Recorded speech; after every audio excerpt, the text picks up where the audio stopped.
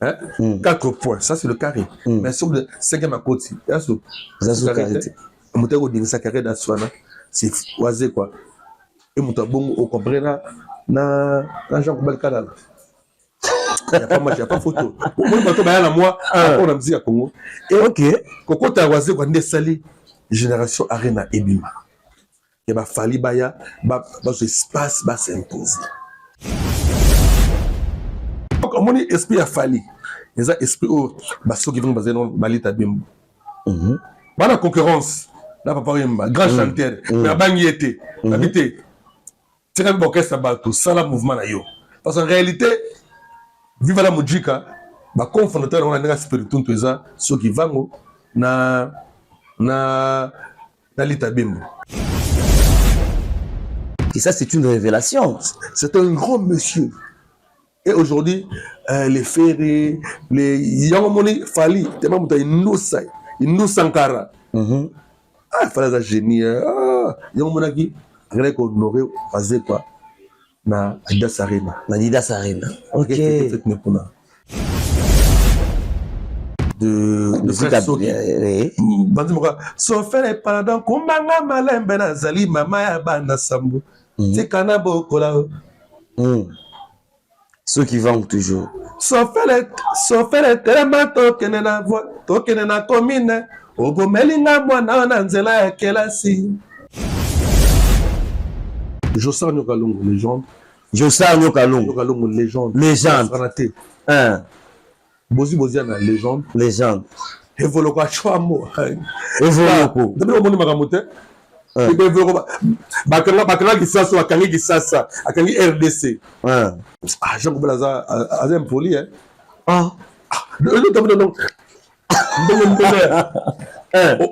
On dénigre. Ah, Amtamabe.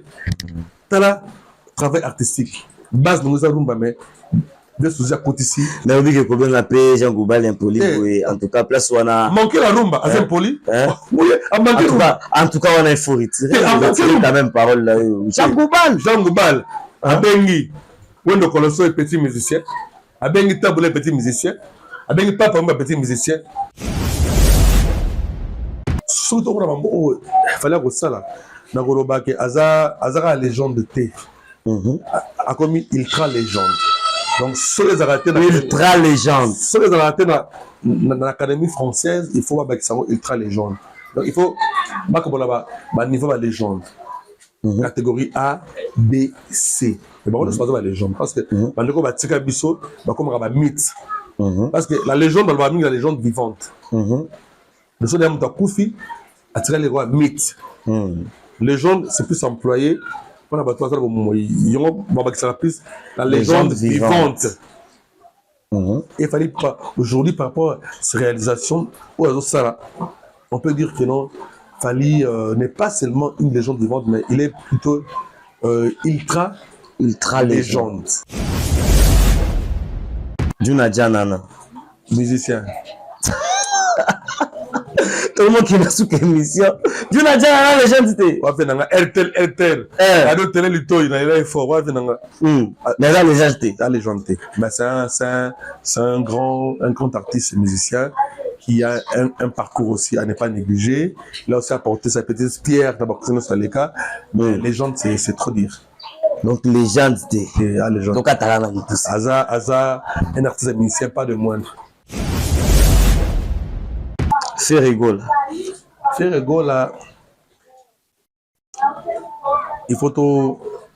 Au moins qu'on se retrouve à ma belle. Moi, ce qu'on a bandé tangué aussi. Tout à bien. Hein? Tout à bien. C'est rigolo. Il faut tout à bien. C'est un il faut autant bien. Autant la bien. Na bonne pesa et le remoko pour la loyenge. Moi batelo ba comment sur le beli Fally, il faut pour le bela faire. Je ne mange pas de ce pain. On ne touche pas à Fally Poupa. Quand tu touches à mon frère de terre, tu auras maman à l'Ikambo. Donc en fait, bon job à le couteau à nioso, tu on a sec, tu on a sec la poubelle.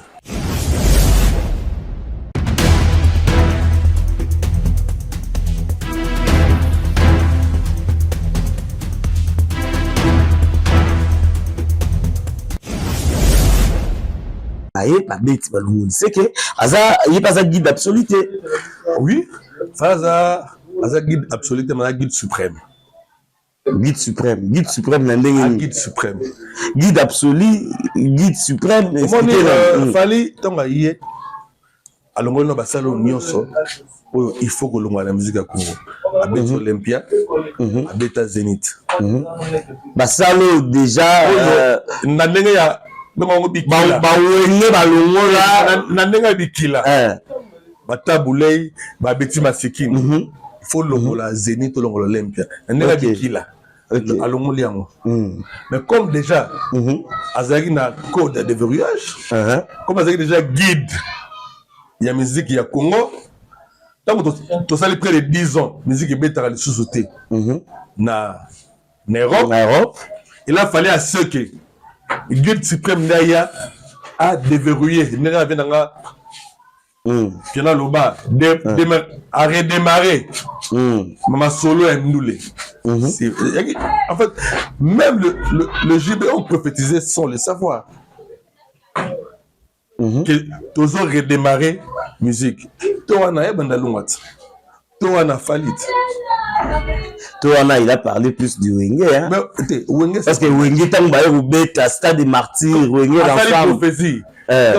Tozo redémarré. En fait, Toana, il faut comparer stade des martyrs là, que c'est musique na France. Ah, la musique va bêter dans Congo.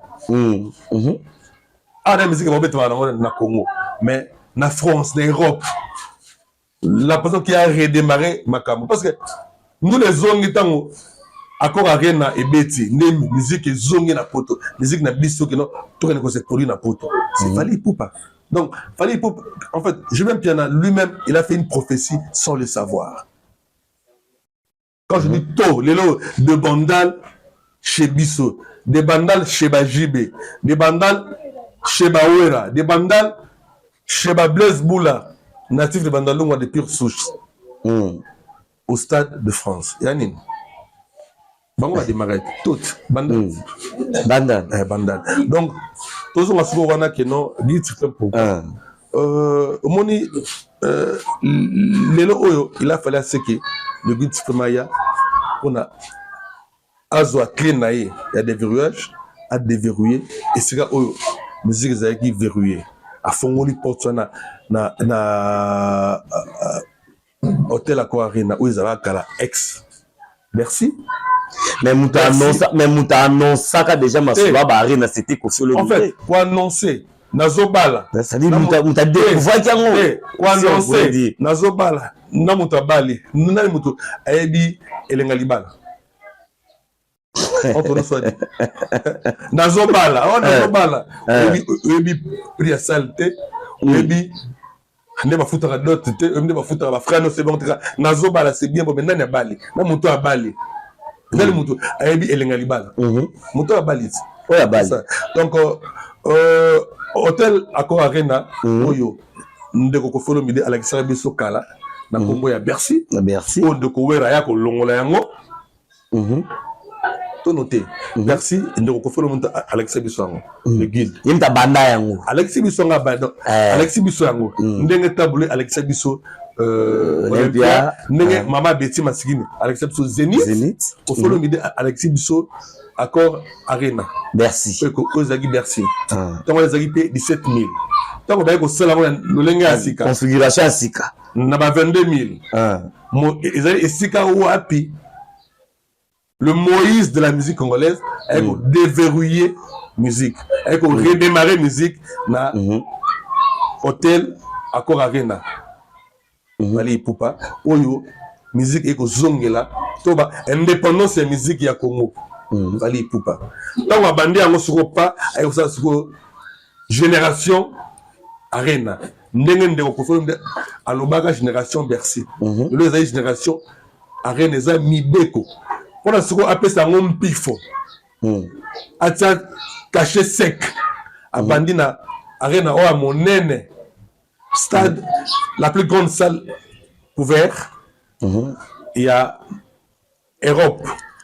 Il y a Ngouana. Par la défense Arena, 40 000 places. C'est la deuxième grande salle du monde. Allez, Poupa, à Bandi Wana. Tu comprends? Défense Arena. Guide, pour la Défense Arena. Guide à Pessi Mibeko. À Pessi Mibeko, il y a Arena, Génération Arena et Bandi. À l'éveil des rideaux, on a dit, à sa musique, na accord Arena. Mais oh, il y a Bimi Seribiso. Ils allaient Paris, la Défense Arena. À Toto Liango. Et puis, il y a une Arena, il y a une Arena, Matabis, il y a Arena. Examen. Il y a un kino lelo. Malgré Abeti Adidas Arena. Tu parler de la Défense Arena. Parce que tout le temps Adidas. Entre nous, soit dit. Pour faire Abeti un double. Dans le lobby. Tant que moto, Abeti le soleil à Paris, la Défense Arena. Est-ce que tu as autant Adidas Arena? Il y a un moto. Je peux pas bon, il y a autant à Dan. Mon papa n'a pas dit. Adidas, il y aura ma Matabis Arena. Mais mon paquet Arena, c'est bon. Paris, la Défense Arena. Oh, donc, même Maître Gims a eu un Sima.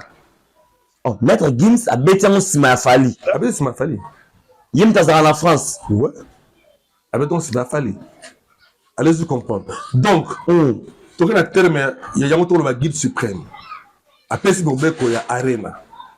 C'est vrai. Ok. Vous avez dit même Maître Gims, Balandi Fali. Maître Gims, avec un Congolais. Après, on a maquillé à Congo. Il y a la musique française. Mais après, on a maquillé à Congo. Mais la musique à Betara, il y a la musique à Papaya. La musique à France. Il fallait défier même les Français. La mission française. Parce que notre équipe, c'est la mission française. La musique française. Elle défier Bango et pas dans Bango. À Toto, il paraît la Défense Arena. 40 000 places. Après, elle peut ça. Matabis. Il y a Arena. Quand nous parlons de la Défense Arena, autant il y a une Arena, autant Arena, autant Bagdad. Mon papa est allé. Voilà maman ya Arena. Maman Coco. Maman Coco ya Arena. Pendant Toto Liango. Et puis après ça, ma travail manuel. Il y a une Arena. Il y a une Arena. Voilà ma devoir. Il y a ma devoir, il y a ma travail manuel. Il y a une Arena et consort. Kino lelo nani ya oza ko totola ko poussa pepe na ya la Défense Arena. En tout cas, on se voit la figure te kino lelo nani muta se prononcer te Dragi o apesi bo ba totoli kino lelo bato ba ko ya ba ko mera ba travail manuel avec moi ING Arena so télé pe bon azin na ye mais sur 10 azin moi 6.2 sur 10. Comme souvent, Azir 4,8, mais va délibérer quand passe à 5.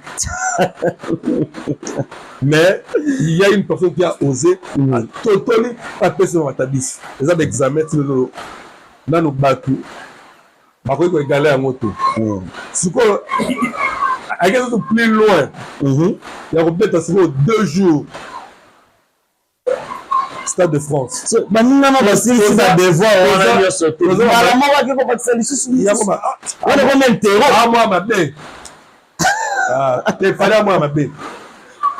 Méchant.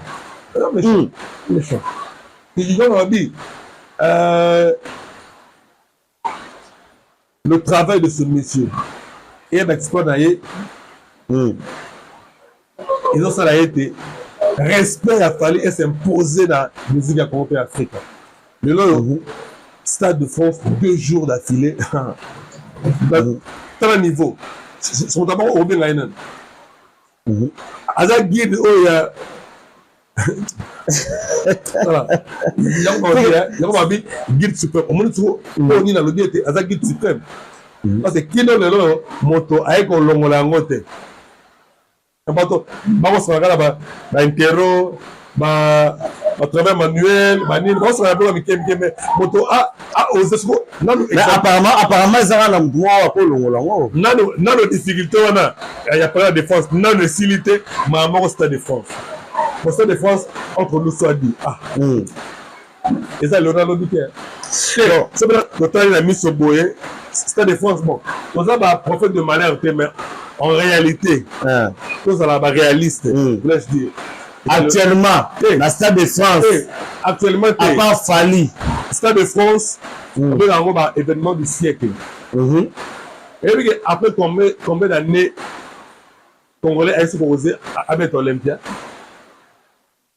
Ou t'as tableau à mettre Stade de France, Sayo, Canada, Talilo. Et ça après 50 ans. Ah, moi, il y a. Comment il y a un bel. Comment on a l'eau là? Comment il y a un bel. Après le Stade de France, le artiste, moi, il y a un bel tata, fallait y poupa. Moi, on a l'histoire. Mais il y a une JPN, il y a une histoire. Moi, quand on a JPN, il y a c'est moi, ça a bandal bleu. Fallait y poupa. Après le Stade de France, il y a après 50 ans. Moi, il y a quoi? Il y a ML, petit junior Mouchia, 600 AG. C'est réaliste. Il y a un ballon. Il fallait les guides suprêmes. Bon, après tout, on a mettre Gims pas comment après on a posé la boucle comme moi, t'es sur le monde, il peut mettre Gims pas chez lui. Voilà, le Stade de France. C'était déjà Stade de France, l'artiste de la musique française, mais qui est congolais de nationalité. Moi, on a vu ça à Yolo, Gims, mettra ça de France avant Fali. Avant Fali. Mettra jour mon. Mais bon, c'était normal. Il a eu du mal, il y a ça là, sold out. Na la Satan mo moké. Les autres maintenant moi, les autres maintenant temps pour que ça la sold out. Bah moi. Bah moi pas ça là, sold out. Mais quand même à Beta Stade Moko. Avant que l'autre n'aille congolais fallait y pas. Oh, aïe, Beta Moko, aïe, Beta Moko. On a Beta Moko pour la musique française. Mais pour la rumba congolaise. On a musique francophone africaine. C'est Fally Ipupa. Ndé aïe sou aïe pe na mokolo moko te aïe ko tio ben économie balai. Non, il n'est pas gentil ce monsieur. Pourquoi pas la musique? Non, il y a bena alia kalinu na ndure donc je sais pas. Il y a l'air kalinu. Mais on va nous moi la musique africaine. Mais il y a pas ça français la musique naïe. Aïe anaka. On peut taper 3 jours. Voilà, à Betty, musique française, et peut chez Bango 3 jours. Maza, moi, on a vu sur ma Kila Afrique. Maza française. Peut la musique française. Ok. Mais, on a comme on appelle stratège, avant, à affronter le monde douane, il a compris que non, Jomo a route à King. Jomo a fait un bandal, parce que bandal, français, nous a fait un bandal. Parce que Macron a les gars. Bon, il y a un film toi là. Donc, Jomo a fait un bandal. Peut-être président de France à Outa. Joana a un succès danger. La bête a fait featuring. On a préparé une à Stade de France. Ah. Ah, comme on bête Stade de France, on a parce que à l'ouest déjà bête dans featuring la famille. On peut passer ma cam. On a un pifo. Parce que Ebeg a fait déjà King la musique africaine. Aujourd'hui, moi, on a vu ça, une révélation très grave. Aujourd'hui, moi, on a vu congolais d'origine, mais française de nationalité. C'est un français. Moi, on a vu Nino. Moi, on a pu élever dans Serge Kembukuta. D'ailleurs, avec un album, on a 20 à rendre hommage à Papa Koulout Naye, Josie Kembukuta. Nino, Papola, Stade de France. Ok. Mais un jour, peut-être. Musique française, c'était. Avec 2 jours, on va mettre 2 jours. 2 jours, je crois. Nino, elle m'a fait Fally, je crois, dans le Stade de France. Pour que ça va mal. Vraiment.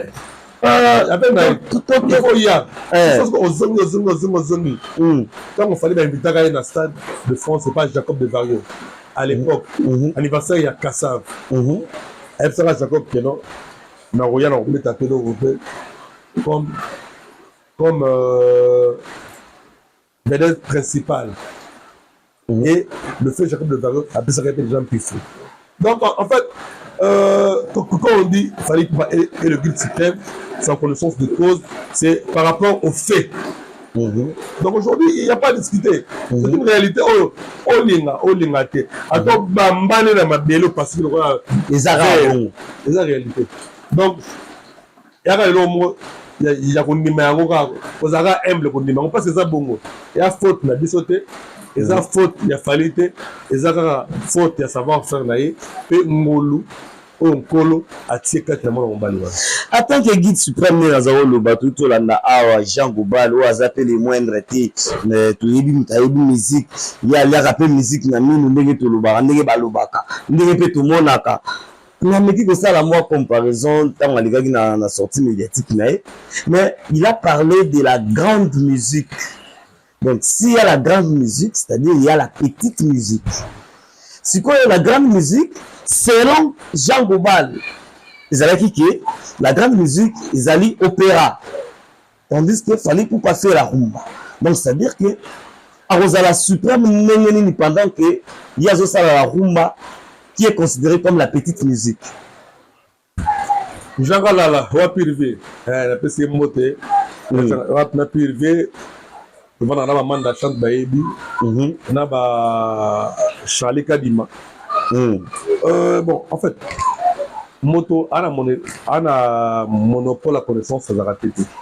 Bon, Jean Gobal, il apparaît comme si il est trop intelligent. Il apparaît comme si. Il apparaît comme si. Parce qu'en réalité. De toute façon, on va apparaître. En réalité, Jean Gobal, la musique a Conga Salami. On connaît ça. Ça va dire que bombe anatomique, ma chef d'œuvre. Et loup. La chef d'œuvre à Wapi. Et Betara Wapi. Chef d'œuvre par rapport à quoi? À ça, la œuvre. À ça, la nini. À apporter nini la musique à Conga. Jean Gobal. On connaît ça. Ouais, style n'est la musique de la recherche. Musique nini. À mettre la musique nini.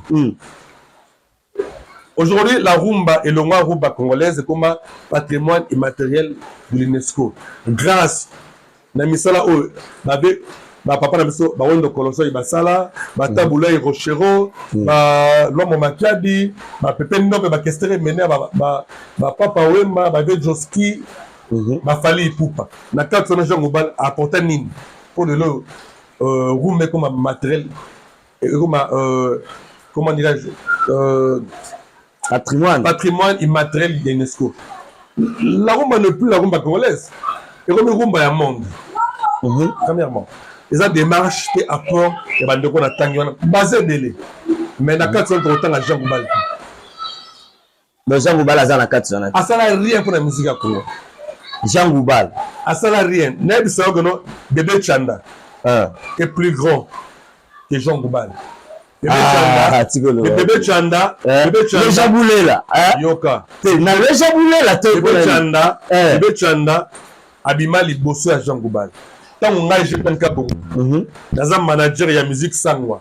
Dans un manager il y a produit Bébé Chanda. On sait les bastards des martyrs. Bébé Chanda bête des martyrs. Na poza yo wapi abeta mon partout. Na bomuda JB binisi. Bébé élégance nana. A poza nana. Vous comprenez? Bah toi so betango. La personne monte na coupe na ya joka ka bengele la voix d'or on a voix na spot aussi déjà boulé là en fait le petit a aimé maintenant la musique Moutouache qui est une musique proposée par Suzy Kaseya banganga ya musique ya Congo la génie ba Suzy Kaseya moto azui musique de tiroir abimisi yango apesa en forme Moutouache et bana à travers le monde. À son âme Mama Chalamoine. Na comprendre ba génie le quoi ba sec bidens. Sec bidens. Donc ba génie donc là ba faire la mission ba Maïka Munang.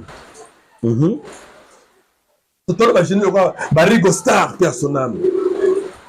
Ba génie le quoi ba Do à Congo. Il est pas génie. Un grand génie. Et on ça là coucou. Vous avez mis la composition. Nous avons génie la musique. Et Jean Gobal n'a pas ce niveau. Entre nous soit dit, n'a pas ce niveau. La musique à Congo, tout le temps, grand prêtre. Donc pour dire que non, d'inviter, bon, le lot monté à ma baie envers Fali, et bien c'est Jean Gobal Zoba. Oh, moto, après, bon, il a mis Zoba, dans quel sens? Premièrement, selon l'histoire, la musique classique, la musique considérée comme la grande musique, après ozwi nani opéra ozwi jazz so comprendre yaki musique mo bakotanga yango yaki musique moko qui se jouait et pas bakonzi baroi baprince donc na baprincipauté na bisika oyo ya bakonzi pour une certaine classe à l'époque jadis yango wana est considéré quoi lokola grande musique mais le hip-hop le zouk les nini barumba yaki musique beaucoup plus populaire consommée par le petit peuple donc comme la musique est considérée comme musique, ça ne veut pas dire forcément que musique ou les petites musiques. Petite musique par rapport à quoi? Aujourd'hui, la plus grande star du monde, Michael Jackson n'a pas fait l'opéra, la musique classique, ni l'opéra, il a fait la musique hip-hop. Mais c'est la plus grande star du monde. Donc ce sont des bêtises que ce monsieur Jean Goubal Kanala a fait gober du sommet. Dieu merci, les Congolais ne sont pas dupes. Vous imaginez cela. La poubelle. La poubelle. La poubelle. Azumou on a vu ça dans les musiques françaises. Comme c'est musicien à opéra. Fausseté. Oh. Non mais vous savez t'en es opératé. Avec opératé. Mais comme c'est un grand musicien, des fois il avec qu'on interprète Nakati a sali ma technique et opéra mais il n'est pas un chanteur d'opéra. Quand Fally Ipupa quand Macron ayaki abetagina musique symphoniste ayembagina bango est-ce que avant ta musique classique c'est que tout va Fabregas pas abeta la grande musique parce que Fabregas abeta opéra na nzemuna Fally quand abetagi devant le président monde la France abeta la musique classique. Comment il fallait comme musique classique? Non, un musicien, la musique est universelle. Un musicien peut s'adapter à la style nuance. Quand on voit un son arapaki, allez, viens voir encore un rap. On me rappelle. Donc en soi, on va hip-hop. On s'en est content. Il va que vous allez mourir ensemble. On te dit comme une Fatima Seya. Un musicien peut s'adapter aussi dans votre style. Comme le dit Loko Kanza. Il est ça un peu, il y a comme ça là, mélange, il y a musique et délai. Aujourd'hui, le travail bâti par Fally, cela démontre que Fally n'a pas seulement de succès, mais Fally a une mission pour la rumba congolaise. Il a une mission pour la musique africaine. Donc en fait, niveau il y a mis ça, on va falloir ça, niveau de réflexion, on va falloir pousser pour la musique du Congo. Et ça, mon sika, dans le Jean Kalala, qui apparaît comme très intelligent. Or, c'était apparemment, c'était l'apparence. C'était l'apparence. L'apparence. Donc ce n'était pas vrai. Aujourd'hui, Bodzo Banaye et Bimi na poissa.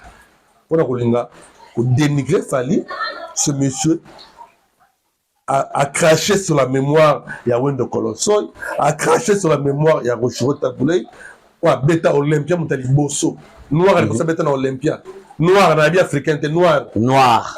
À Beta on a rumba congolaise, on n'a pas Paul Ndombe, rumba Beta Olympia. À l'époque déjà, bon yo le loba que non, ils ont manqué à respect. Ce monsieur, logiquement, il faut azala rayi la musique ya Congo. Oh, après tout abeta sundu l'été. Après musique abeta te ba terre musique nini. Parce que abeta ne rumba te, abeta nini. Musique de recherche. C'est vrai il est là, aime la musique abeta te. Azol lukano musique. Musique de recherche, en tout cas, ce monsieur avait craché sur la mémoire de papa Wemba, Kestere Mena, Pépé Calé, et ce monsieur doit s'excuser.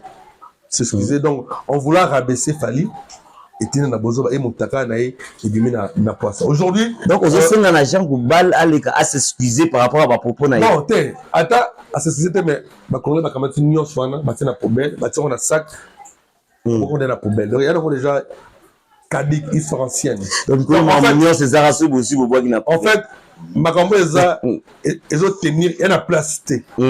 Makambo ils ont motouyate. nous sur la poubelle, na sac, tu vois que la poubelle.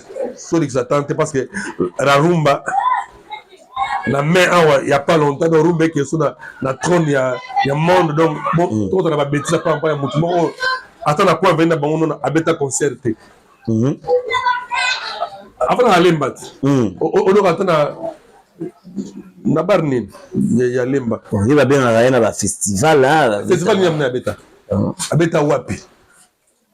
N'importe quoi. À part Adra Gombe, na Wallonie Bruxelles, na Kina, Abeta, entre nous soit dit, un peu de respect, un peu de respect. Abeta wapi. Oh, Bandero, les gens Goubal, na lemba, Abeta te. Donc, il y a des fois, il faut savoir se taire quand tu n'as pas. On va mettre la musique qui a âme. Ça vaut la peine. Jean Goubal, c'est seulement s'il était grand, dès qu'on a prétendre. Il fréquente un génie de la musique congolaise et africaine, une légende vivante, au vrai sens du mot. Le Kwakanza que je salue, Pascal Kwakanza. C'est seulement si Jean Goubal était grand, il pouvait profiter de l'aura. Il y avait l'eau, quoi. Abima. Mais, il y a Aswara, Balen Tabana Lokolama, Akei, Nabetu Moué Logo Azonu. Il y aura Nze Monini au Jean Goubal à Sanati Pascal Loko. Mais Fali Poupa, malgré ce que ça s'en a mais pour travailler avec l'eau, et puis c'est que Manzela Moussous. Vélo qu'on travaille dans Fali, et puis si il y a Masolo Moussous, ça échange. Parce que c'est une échange. Donc je crois, Vélo Wakanza, à mon avis, et pas Jean Goubal, on va le retour, on aura Elou. Ma chère d'amour. D'ailleurs, on a JPN. Et puis, on a surtout Vanni. Opéra, on a latin. Opéra sans blague, on a latin. Ma bien à latin, une langue. Une langue morte. Une langue morte. Opéra P. Et après, c'est musique morte. Musique antique, musique ancienne. Vraiment, encore plus là-bas, chorale, église. Madiata. Oui. Il chantait à Rumba, mais comme il aimait plus la musique classique, avant que ça, style, il y a oh, bio, oh, maman. En fait, en Zimba, tactique opéra dans Rumba. Il fait des marches, moi, ça l'a dit. Vous avez dans Delvis El Sacero. Il fait un moi, musique cubaine. Moi, tactique opéra, ma chanaille.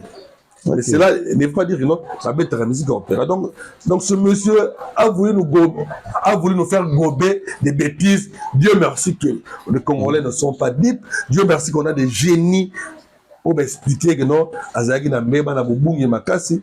Avec une erreur. Tout tenir, la rigueur était bon. Et à vous amonter à ma bena fali, yango, itindagiye, asana bongo, akantaki soki, arabesie fali que arozwa mpifonzo ebimisi bozobane motaka bozobana ye moni makambo oyo alobaki ebimisi motaka bozoba ya Jean Goubal ebimaki na makanisi na ye ndenge motaka ya ndeko na biso ya télé 50 mpe ebimaka en voulant korabesie fali kaza légende te amekaka simba bandalungwa takutani na JPN kabongo na nzela adjoke ezali makambo na ye pe tomoni oyo ebimaka et puis l'autre namoni ndeko a changé moi loba ben il a fallu à comprendre que non on ne touche pas à Fali Ipupa. Quand tu touches à mon frère de terre tu auras maman à likambo. Donc en fait bozo banani so lokuta ni so tozonga na sac na poubelle. Est-ce qu'avec tout ce que fait Fali aujourd'hui, na place à Komi Lelo, tout ce qu'il est en train de réaliser, peut-on confirmer que non, Fali Ipupa Aza légende aujourd'hui? Déjà Fali Ipupa, il n'y a pas à discuter. Bato basala moyango. Bango moko ba journaliste français. Donc par exemple Fali Logo la légende de la musique congolaise, de la musique africaine. De la musique africaine. Dans la émission la légende tout le monde na blog belé tout le monde même temps moi on a biso nani. Tant à bagi Fali ah maintenant j'ai le plaisir de vous présenter la légende de la musique africaine. Donc en fait, ça c'est déjà un acquis. Mais surtout on a mambo fallait que ça là na koloba ke azaka légende T a comme ultra légende donc sur les arrêtés ultra légende sur les arrêtés dans l'académie française il faut avoir ça ultra légende donc il faut ba ko ba niveau ba légende catégorie A B C mais bon c'est pas la légende parce que bandeko ba tika biso ba comme ba mythe parce que la légende dans la légende vivante le son de Koufi a tiré les rois mythes. Légende, c'est plus employé. On a battu la légende vivante. Il fallait pas aujourd'hui par rapport à ces réalisations, on peut dire que non, Fally n'est pas seulement une légende vivante, mais il est plutôt ultra légende. Donc ceux qui il faut pas catégoriser. Catégorie ultra, ma légende, ma légende. Et est-ce qu'on a la catégorie ultra? Donc c'est l'ultra légende. Catégorie à l'icolo. Adulte suprême. Est-ce que les lots, en tout cas, dans la République démocratique du Congo, ma légende vivante au Bazali, est-ce que Bakoko ma 5? C'est Bakoko ma 5. Bazé Belé. Bazé Belé. Bon, on a le mot Tanguilanga la 5. Kofi Olomide, légende. Légende. La musique, hein. Jossar Nyokalungu, légende. Jossar Nyokalungu, légende. Légende. Bozi Boziana, légende. Légende. Evoloko Chouamo. Evoloko. Depuis le monde Magamote. Bakanga Gisasa, Bakangi Gisasa, Akangi RDC. Tout le monde. Samedi soir, nani oh, anabi mananga, on a c'est vraiment. Abeton ma version c'est ça la succès. Album Oyo, Otiki Mbongo. Lelo, aux albums, après 5 jours, Boteleng Moulongo, Bosali, la queue. Numéro 12, Jupen Kabongo. Oui, aux albums, mais au fait, on est un bon dans l'avance. On doit autant à histoire. Il faut tout le temps l'histoire. Et quand nous faisons la chronique musicale, on est censé, il y a se documenter. La chronique, c'est par rapport au temps, c'est la chronologie. On doit censé envoyer l'histoire. Il faut commencer là. Mais si on me à quoi mon ayolo. Prêtre. Légende.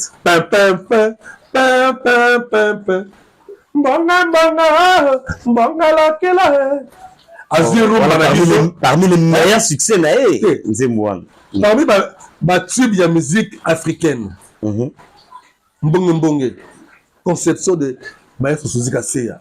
On m'a dit bato abwana pe mayele basanga disko nzemboka Mbonge. Ah, Jean Goubelaza azem poli hein. Le tam non. On dénigre. Ça am tamabe. Tala travail artistique. Base de nous rumba mais de Suzy Kotisi. Mais on dit que combien la paix Jean Goubal impoli en tout cas place wana manquer la rumba azem poli. Oui, en tout cas on a euphorie. C'est la même parole là. Jean Goubal.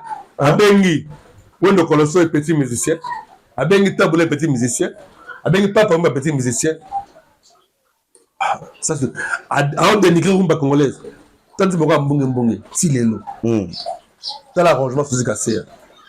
T'as la maïele. Bazui base de la musique congolaise, la rumba, la côte ici, influence, il y a saxo, il y a souffle, il y a bisota au jazz, il y a souffle, il y a kassav, musique zouk. Parce que la musique kassav va intervenir dans l'album. Ok. T'as la maïele, il y a Suzy Kasseya, va génie à bongo. Et toi, Jean Goubal, sur le Vanagi, Kakalala, vient d'Angaï, ou bête mabe. Pose à vie. Mon bête ma bévier. Ce soit de manquement respect bongo. Tanzé moana. Il faut qu'on aille là à Chouamo. Non. Petite musique. Vous êtes poli. Dans une année, oh yol. Ngaye. On dit que ceux qui gagnent 4 légendes jusque là. Basé belé. Ba bombenga. Le doyen Bombenga, une légende. Ma maman Bilabel, la légende vivante de la musique féminine. Tu as un moko. Bazara dès la match la mona kenda akoma mythe. Vraiment bilabel. Ba légende. On a mon yozo tanga bon. Ngana tangela ka osko yo confirmer légende to légende. Tanga. Juna Janana. Musicien. Tout le monde qui n'a sous émission. Juna Janana légende. On va faire nanga RTL. Radio télé lito il est fort. On va faire nanga. La légende. La légende. Mais c'est un grand artiste musicien qui a un parcours aussi à ne pas négliger. Il a aussi apporté sa petite pierre d'abord sur les cas. Mais légende, c'est trop dire. Donc légende. Légende. Donc Atalana. Aza, un artiste musicien pas de moindre. Bogart, qui se retrouve à Beau. Donc, RTL, radio, télé, mais peut-être un petit tango, peut-être un sombre, quoi. À l'écoute. On va continuer. C'est rigolo. C'est rigolo, là. Il faut tout. Au moins qu'on se retrouve à ma belle. Moi, ce qu'on a demandé autant de l'outil. Tout à l'heure, bien. Hein? Tout à l'heure, bien. Tout à l'heure, bien. C'est rigolo, là. Il faut tout à l'heure, bien. C'est un il faut autant la bien. Faut la bien. Na bonne pesa et le remoko pour la loyenge. Moi batelo ba comment sur le beli fali, il faut pour le bela faire. Je ne mange pas de ce pain. Ferré, c'est un bon artiste, un excellent chanteur, un bon musicien. Il est aussi parmi Bateau Bazar en vogue de la génération Arena. Okay. Parce qu'aujourd'hui, la musique congolaise est dirigée par leur génération, la génération Arena. Ok. Fali, Ferré, Héritier, Bateau Touana. C'est la génération Arena. C'est leur génération. Oh, guide na bangoné à 6000 musiques à Congo et Afrique. Aujourd'hui, il ne faut pas. On s'en sort coquette na makambo ya Afrique. Il y a Congo, il y a comment de l'Afrique. Vous comprenez? Les Africains sont comme fallait se boum de la bise. Donc en fait, à comment qualifier pour na boum de l'Afrique dans le monde. Comment on y va comment on. Donc aujourd'hui, avant d'attendre, on attend pour un plaisir. Il faut nous avoir temps de vérifier. Je crois que la prochaine émission, on a vérifié par rapport à l'élément où on en a. Je te dirais, c'est seulement si notre frère Hervé Bola différé et aussi parmi les légendes. Mais il est parmi les piliers actuels de la musique qui a Congo. On est là en tout cas, tu as raison, il y a des sous donc vas-y. Werrason. Légende. Légende. Légende au Sranata. JB Piana. Légende. Est-ce que pourquoi Bazaba na bandal tourné? Non. Na oh. Pour faire du missi, Ormi Wenge. Basali six na bango fou. Bakabwani susu oyo nani vraiment na ko bango pe Wenge musique une séparation de gloire. Wenge musique une comment dire Wenge musique plutôt une génération de gloire. Parce que Bazalaki Boye Bakabwani c'est sous succès. Donc on livre je crois et Obima d'ici là Wenge musique une génération de gloire où je relate l'histoire na bango na kaza na beti ndenge ba s'inspirer na Kinkesere menea na beti masolo ba zeko na kati un peu na ketso na Wenge. Et puis voilà, et Moto avec un bâton de commandement après Wenge, c'est fallait tout pas. En tout cas, tu peux revenir vers eux pour na omeka kubete la biso pe biso. Il y a que confusion ça la mingi na lisolo ya Wenge makasi. Alors, et vous allez bien. Na kati wana tant Wenge et c'est ma solo. Tant Wenge Kabwani, carré das mora musique et salami. Papa Wemba, Kofolo Mide, JB Piana, na Werrason. Le carré d'as c'est la musique à Congo. Bon, on va vraiment prendre des décisions. Par contre, quand on va guider musique à Congo, on va guider monter, à guider l'absoluté. Il y aura 4 personnes qui vont moi déjà la musique à Congo. Donc, Kofi, Papa Wemba, Werrason à l'époque. Il a fallu à ceux que musiciens moko, avec un apôtre, on va aller bosso. Tout le monde est musicien, il y a diaspora, il y a Kini, à Salamakamu. Malembambwa. Ayo panza carré d'aswan. Ayo panza carré Félix Soazé quoi. Et les gens, ah bon? C'était un grand. Bali Bosso. Félix Soazé. Tu vas Daniel Ziwa, tu vas Monsieur Belé. et ba diaspora ba ya ba beta mais ba liboso ministère diaspora ya a s'imposer dans la musique à Congo. Aya continue à kati ya carré magique. Apandi carré magique à musique. Oh ça a continue kagate mais apandi. Mais carré sur 5 ma côté. Et c'est le carré. C'est 4 points non? 4 points cardinaux. Hein? 4 points, ça c'est le carré. Mais sur le 5e à côté, il y a ce carré. Moutego dinsa carré d'aswana, c'est oisé quoi. Et moutabongo au comprena na Jean Koubal Kadal. Il n'y a pas photo. Moi, on a musique à Congo. Et ok, Koko Tawaze quoi ndesali génération Arena Ebima. Il va fallu baya ba espace ba s'imposer. Donc comment ça? Donc la génération Félix Oisé quoi na carré wana ko fond la porte wana c'est que non vide et fongama. Génération Arena Ebima ba fallu un travail abattu par Oisé quoi. Et beaucoup de gens ne le savent pas. Ok, ça c'est une révélation. C'est un grand monsieur. Et aujourd'hui, les ferrés, les Yamamoni Fali, tellement il nous Sankara. Ah, il fallait un génie. Ah, Yamamonaki, il faut honorer, fazer quoi? Na Adidas Arena. Na Adidas Arena. Ok. Ça dit que Fali a quand même la reconnaissance. En fait, il fallait un spirituel, tout le monde et recevoir la spiritas. Par exemple, spirituel. Ce monsieur a apporté. Il est pour beaucoup. Pour la mission de nos espaces dans la musique à Congo parce qu'il y a un café, il y a un serré. Donc, au Bamako, on a cette facilité. Malembamba, et pas. Il y a un moni, tant que ça là, Mbasuma. Parmi pour récupérer ma générique à succès à l'époque. Ok. Tous ceux qui m'ont tabissé à Dagoumuda, papa ça y est mon tabralima. Mais au moment où Tobetagi Zaiko, plutôt à l'époque Tobeti Ewenge, Tobeti Jibem Piana, Tobeti Papa Wemba, Tobeti Kofelo Mide, Tobeti na comment Tobeti Kofite. Donc faire la rater Tobeti nani Oisé quoi parce qu'on fait un contrat na Balimati normalement il fait la logique il fallait mais comment ça na contrat na Balimati balongola kaye. Ok, je travaille remplacer na Dakumunda parce que na Balima. Donc en fait ma générique a succès à l'époque ils avaient ba gros point. Donc et Oisé quoi a s'imposer. Donc c'est un monsieur à féliciter dans la musique à Congo.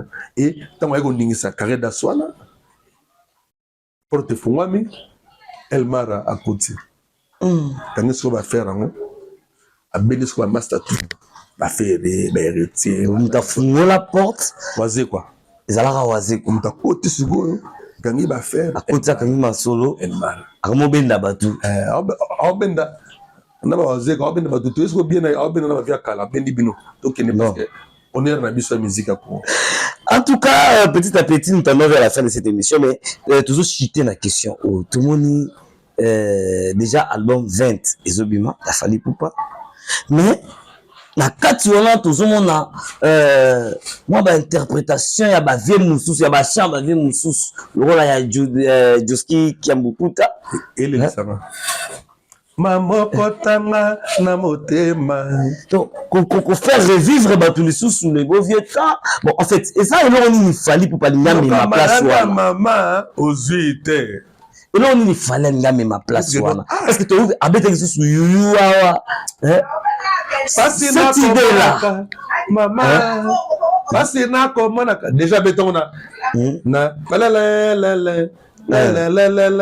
Nzela yo nzela o nzela yo nzela o nze moi les zongi li souci avec une partie avant béton à boire qui va sœur nangai il y a Zina So qui n'a pas si mbote bonne santé à toi ma grande sœur de gros bisous à Nénette So qui ma petite sœur n'a pas si mbote Nénette So qui net sauve bisous à toi ma chérie. Sans oublier aussi Magali, Joséphine, Soki, la grande famille Soki Mobimba. Donc, il faut retenir que non, Laurent dit moi, fallait bêter en haut déjà. Après, c'est nos goûts dans la life. Nous avons il y a un secret au Robima. Nous en avons 20. Na 20. C'est que nous sommes appelés belé. Par rapport à ce que nous avons là, anecdote moko, il y a que non, la maman de Fally Ipupa, dans la biso, Azaï fanatique, il y a Bella. Ok. À l'époque, j'ai écrit album et bimi, mais la Canada victoire à Sumbi album a palais. Donc sûrement l'artiste Fally Ipupa, Timba, a été bercé par la musique de Bella. Maintenant moi, et le biso to retenera mingi, la musique de Evan Darabiso. Lorsque je pense bongo, na palais, na yoka Jimmy Cliff, na yoka Claude François, na yoka Nana Mouskouri, na yoka Bella, na yoka Zaiko, na yoka Victoria. Na yoka la star yango ne mutu e bercé na mo. Yango ndo koli nango. Na yoki OK Jazz et consort. Et Fally a été déjà bercé par la musique de Bella. Aujourd'hui, Bella occupe une place de choix dans la musique congolaise. Quand on parle de la troisième génération de la musique congolaise, les gens ne voient que les Zaïko. Non, il y a eu un groupe Bella qui a vu du succès pour les Zaïko. Après, OK Jazz, Afriza, mais troisième groupe, premier groupe à troisième génération, Zaki Bella, na orchestration, ma souffle, section cuivre, Zaki na Bella, donc, tableau à tirer, OK Jazz à tirer, bon va tirer, sans dire que Keba, Keba est une musique riche. Tous les musiciens sont passés dans Bella. Ezala Mopero Maloba, Ezala Pepe Kale, la mission c'est Bayemba na Bella. Donc majoritairement musiciens ba grand Bayemba na Bella. Vieux so Givango, Maxime agi boss Mvwama. Petit naye abiba na master naye Rambo. Abiba na master naye Bokul. Oh vieux, même après so comment bien. Petit yaka. Donc côté studio, à côté ça, Koffi Olomide studio. Mutakotsa Koffi Olomide studio Liboso. Premier producteur naye. OK. Ceux qui vont. Après Babengani na ba ici vilo kolekuna Hamas on a grand chanteur. Mais tu bela ba kansa on les a papa Emba. Oh beaucoup. En tout cas beaucoup photo là on pas page ça est belé donc auto banir les voilà entrée to font vraiment moquer au mona mayele boania ya ndeko esike uti soki vango papa Emba babengani na bayoka lokoli na bangwana ba ici lokole et consort enga zungani Zaiko son frère Lita Bimbo habité papa yoza leader papa ou leader il faut ça un mouvement à l'époque on dit esprit a Fally les esprit au baso qui vont baser dans Lita Bimbo la concurrence là papa Emba grand chanteur mais bangi était habité c'est comme orchestre bateau ça la mouvement na yo parce qu'en réalité vive la mujika ba confondeur on a nga spirituel tout ça ceux qui vont na Lita Bimbo.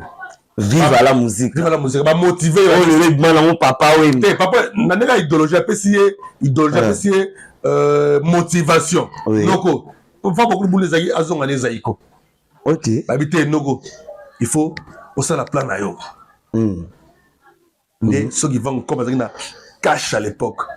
Mais ça muta mbongo on faire face nata boulay na lo makia dina vient na tout ils vont vieux Max le Congo il faut honorer il faut na boulay na bougumé ça Kasavubu tout ça à moi le hommage na vieux Max parce que il a apporté beaucoup et le vieux a aussi Mikili a un instrument à sika a beaucoup Zoa Matos bana mouvement sans appeler ça mbongo. Oh, sur la logique, monsieur Stoye, bien sûr, Congo, on a beaucoup la poufa.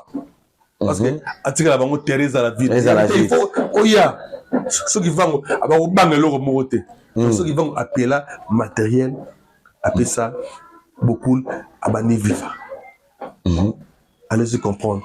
Ils avaient esprit, va falloir dans un an. Donc, Yuyuana, c'est une chanson il fallait aller dans la boumouana. Grâce à sa maman, Fally était fan déjà de frère Soki. Bandimoka, Sofele pardon, kumbanga malembe na zali mama ya bana sambu.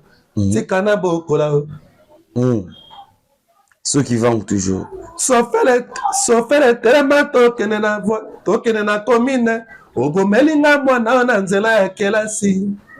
Ngai komwana moko kaka ya mobali na kosuka wapiro na bano ya basi bopusa ko wala mosolo tika bomonaka bweho mama zamba ororo zamba zamba ye zamba yokobokola bibwele zamba yokobokola bambisi ye bandeke na likolo bakolela na bandeke na likolo bakotuna ye soki zamba tende to suki wapiro bembeli mosiki bembeli so na période wana zaiko ezali ndenge zaiko ezali mebe ya beli ezali te tabanzo mo bembeli te no bembeli mosiki bembeli zamba monsieur succès Sofele bembeli bato pona kozwa comment dirais-je botambusa bien na nzela en tout cas nzembo wana je demanderai à maman Sylvie Lengi de la RTNC parce que Zagi 12 heures 12 heures mais que non 12 heures et ce sont des chansons anthologiques, de chefs-d'œuvre. Yo comprends, on a bombe anatomique. Tu blagues avec les gens. Il y a des gens dans ce pays qui ont bossé. Non, pour dire quoi, dans cet album, en tout cas, merci Fally. Merci. On a dit, Fally n'a pas seulement le succès, Fally n'a pas seulement il ne porte pas seulement le flambeau de la musique congolaise, mais Fally a une mission pour cette musique. Fally a une mission pour la musique congolaise. Et tout le monde en haut, yuyu, le zongi na bana, le zongi lengi. Na yembeli, o Fally tiwana. Yo nangara lingaka, yo nangara lingaka, o ngara leli ye, mama. Et ça, ndenge vie avoir béton na concert. Merci. Ba image, oui, ba image. Donc na technique à chant, fallait la gêner. Donc ceux qui vont mourir. Peut-on un peu sur maman kotanga ndenge lela avec Josky Mbokuta. Fallait merci. Pas besoin toi va mourir à rumba congolaise. Toi va mourir. On a la plus belle musique du monde, c'est la rumba. À part Bisso, il y a la musique, il y a Michael Jackson, il y a américain. Parce que la guitare, wana, cache Bisso. Il y a un démon. Il y a un démon. Ça n'est fini pour cette émission, mesdames et messieurs. C'est Chulai, parfait. Chulai. Mais c'est même pas pour la. Pas de son. Ça va passer par invocation. Il y a un opéra, Chulai.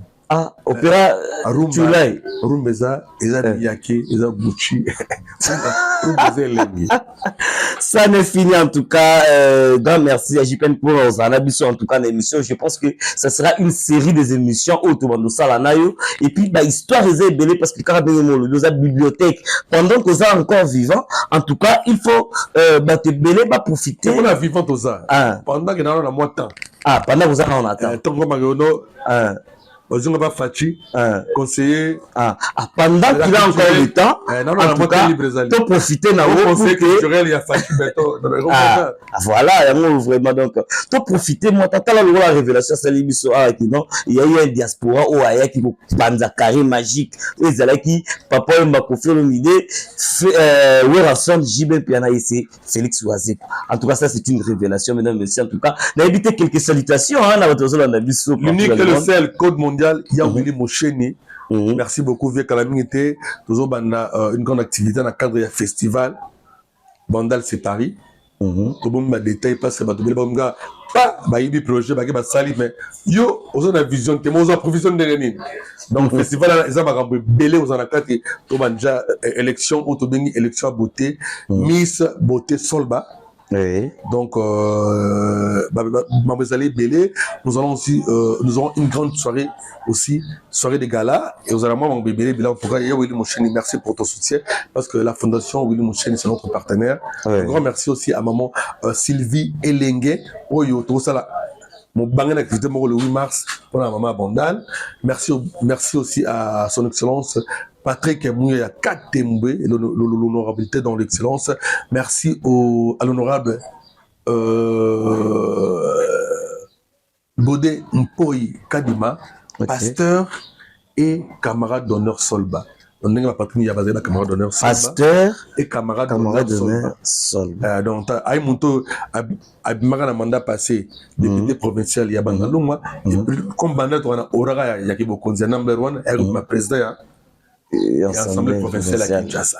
Le loi est honorable député national, mais au moment où c'est l'intelligentsia. Ils en ont tout. Le top 5, il y a un pasteur crédible. Il y a RDC, Godin pose à la place de choix. Oui, quand on a pasteur Godin pour il faut toutes les questions.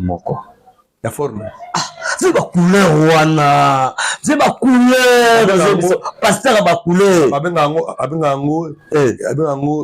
Éducation vestimentaire. Moi, bandal c'est Paris. C'est aussi par rapport aussi à l'art. On a une mogo artistique. Moi, nous, le couleur, ma couleur vive et dégage la chaleur. Et na climat na biso boy il faut que ma couleur parce que ego bien la chaleur. Comme la chaleur. Donc on va jouer nous boy. Donc ils ont bon. Ils a bien en gros éducation vestimentaire, culture vestimentaire ils ont donc quand même il faut honorable pasteur Godin pour y expliquer pour idéologie. Pour nous banda. Déjà c'est une éducation. C'est une conférence. Conférence débat vraiment. Pendant c'est pas donc ma carte festival on va belé. Donc je ne manquerai pas aussi à saluer depuis le CSA, le couple Kalwina, Marlène Kalwina, Papinganga, Natacha Katoubalonge et son homme Deborah, sans oublier aussi Deborah Chisungoma Sanka, la princesse, et à Kinshasa, je salue mère Tigita Chancha. Hermo Kinshasa, Hermo États-Unis, mère tour du monde, Bibiche Mouchiama Sanka. De gros bisous à ma fille, la princesse Nazériane Kabongo, la fille à papa. De gros bisous à toi, la princesse, la championne Nazériane. Je salue aussi mon fils Dan Nazar Kabongo, le petit prince. Donc, depuis le ISA, toujours dans le ISA, depuis Simbote na Milord des ISA. Comment combo Milord des ISA? Milord des ISA. Mami Masiala. Elle dit Sipamba. Milord des ISA. Mami Masiala, elle dit Sipamba. Comment combo? Aïe, j'ai combo ton notaire, moi. Donc, vraiment. Après, c'est Bangombote, on a parlé dans mon bongo, joli Mayala, femme de sur la maman sociale, sans oublier, corps coordinateur, Kouloutou Yaya, merci beaucoup. Alors, oui, Mikolo, j'ai pensé chat na chat, donc, corps coordinateur, un grand merci, Kouloutou Nemi, Bakalami, était la mère, donc, nous allons célébrer Fali Poupa, deux fois. Donc, un grand merci à toi, un grand merci à Whisky Ushia. Bandalungwa, sa solidarité, Bandalungwa de partout, on a de cœur avec toi. Bandalungwa, derrière Fali Poupa, nous allons célébrer. Donc, dans la solidarité, Bandalungwa, derrière Fali Poupa, nous allons célébrer le 2 jours du Stade de France, de Bandal chez nous. Au Stade de France. Soukaïna toujours. Vraiment, ça n'est fini. Grand merci à l'équipe technique. Aussi à saluer la beauté des îles de France. Elle, c'est Mavakala, Christine Tantine Mavakala, maman na yaba bébé, Koko Yabato. Donc, la PC beauté, la personne pété aussi, Makuta, Makuta, la belle de belle. Mélanie Makuta, je te salue et je salue aussi Aigle Rouge, Bob Émile Monsanto. Voilà, grand merci à l'équipe technique, comme je disais, grand merci à MP4, bah, le qui était assuré qui, Bilili, grand merci à Rebecca Maya à 2000 €. À comment? À Roma Minei. La Lingala, et à Bialima, ma français, on a dit. Grand merci à la réalisation à Whisky Wishi, grand merci à l'assistance et à Seda Momo. ABC Damomo. Donc, Cédric Momo, en tout cas, grand merci, n'abonnez ne compte tout en tout cas, vous partagez l'émission, vous likez, car amenez le message de Bino et que ça la bien. Donc, jusque-là, portez-vous bien, prenons rendez-vous très prochainement avec le même plaisir. Peut-être ça sera encore avec notre invité pour la suite Yamasolo. En tout cas, dans la Bino Tukutani, très prochainement. Ciao.